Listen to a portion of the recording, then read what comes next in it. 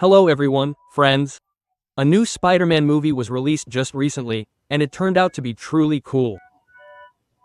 That is why today I am presenting a massive ranking of all the feature-length films about our friendly neighborhood hero.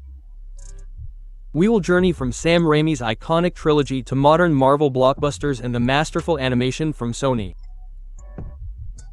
This is a top list from worst to best, so sit back, grab some snacks, and enjoy watching.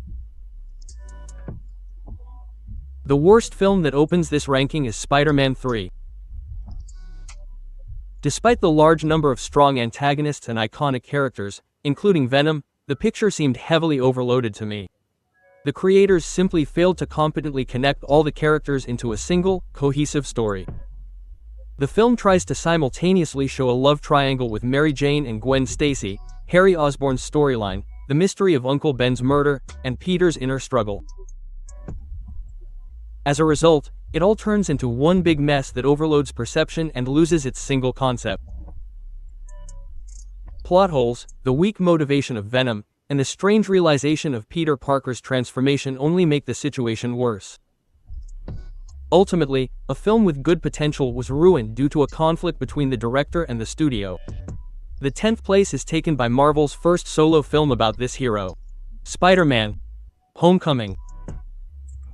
First, I didn't like that here Spidey is totally dependent on Tony Stark and is not an independent hero in the traditional sense.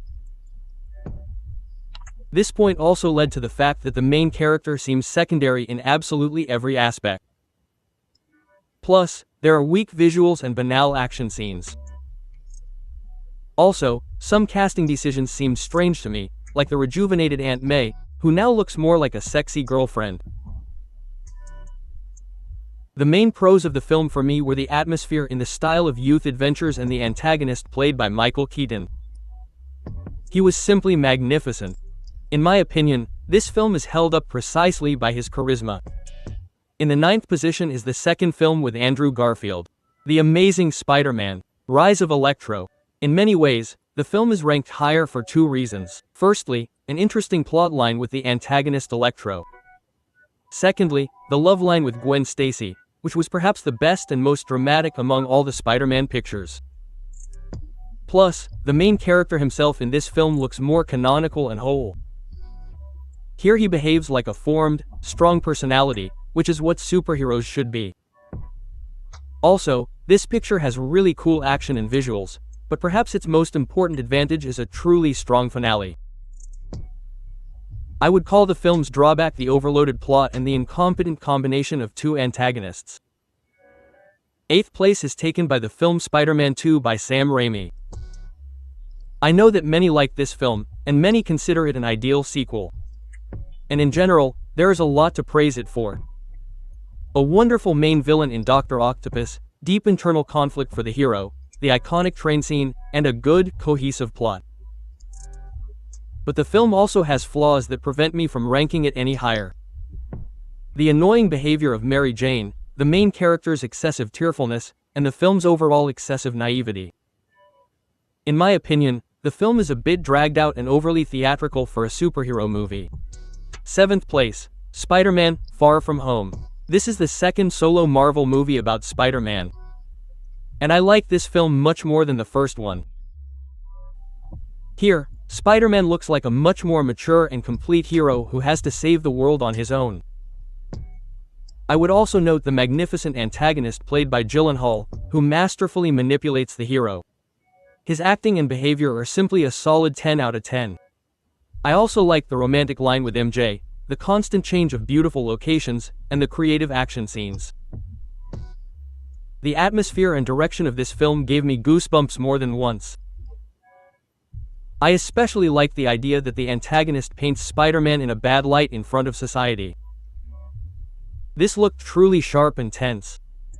In 6th position is The Amazing Spider-Man, the first film starring Andrew Garfield in the lead role. First of all, the acting is very cool.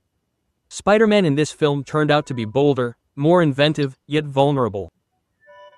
The actor himself is a fan of the character, which reflected in his sincere and dedicated performance. Also, Emma Stone played Gwen Stacy perfectly. In general, the on-screen chemistry between these characters is, in my opinion, the strongest. What is important, the film has cool action and a very pleasant visual style in dark tones. At the same time, the spider's movements are as graceful and fluid as possible. This is the most acrobatic Spider-Man among all the films. The main drawback of the film is the cliched antagonist. This is exactly what prevents me from placing it higher. In fifth position is Spider-Man: A New Day. This is the freshest film, which was released just 2 weeks ago, and I consider it a must-watch for everyone who loves superheroes. Firstly, it is the most dramatic and emotionally mature film from Marvel Studios with a very good performance by Tom Holland. The interaction with secondary characters is done perfectly. There is excellent humor and dramatic scenes here that can easily move you to tears. This film has 100% the most unusual love story. The visual style is grounded, and the battle scenes feel physically solid, lively, and dynamic. At the same time, the picture has truly strong plot twists that turn the story upside down.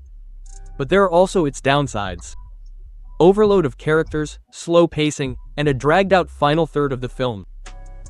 And in fourth position is Spider-Man: Into the Spider-Verse. This is an animated film that, at the time of its release, simply turned my perception of animation as a whole upside down.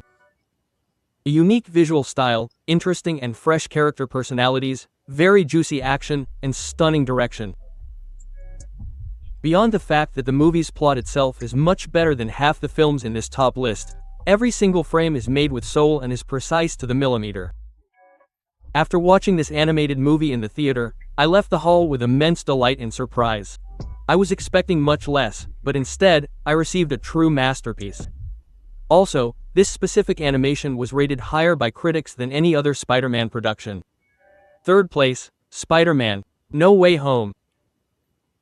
This is the highest-grossing Spider-Man film in history, having earned almost $2 billion at the box office.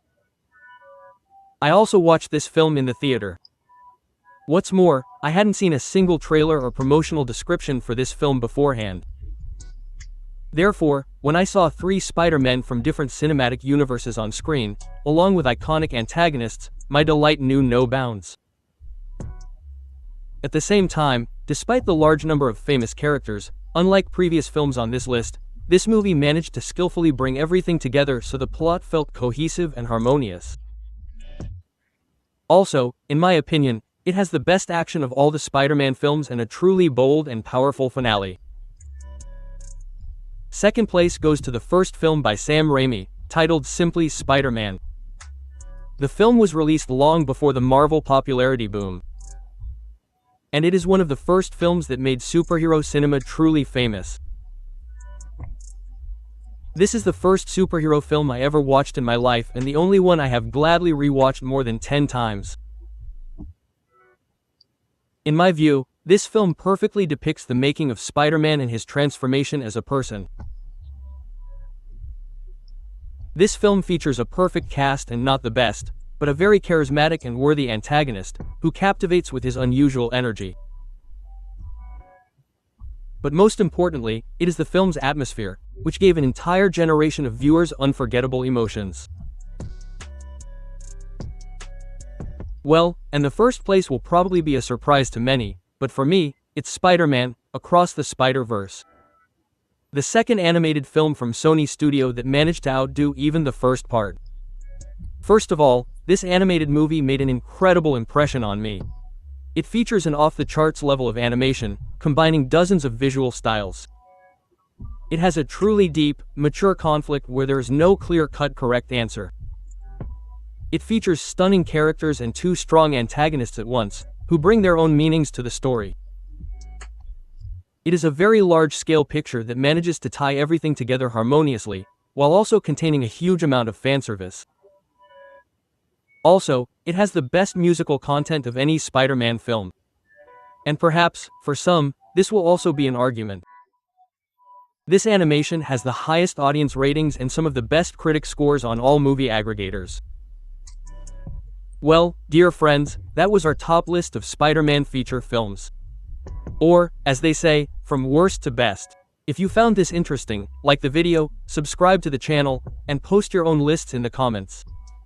It will be interesting to read.